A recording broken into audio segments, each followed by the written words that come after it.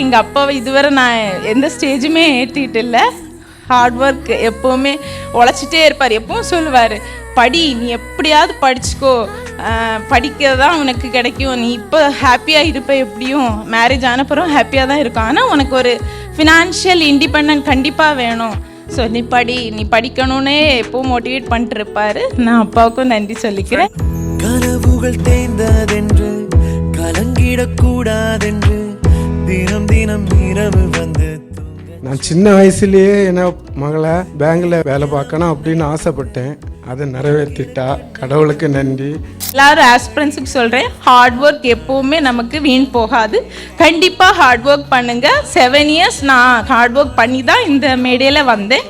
Hard work never fails.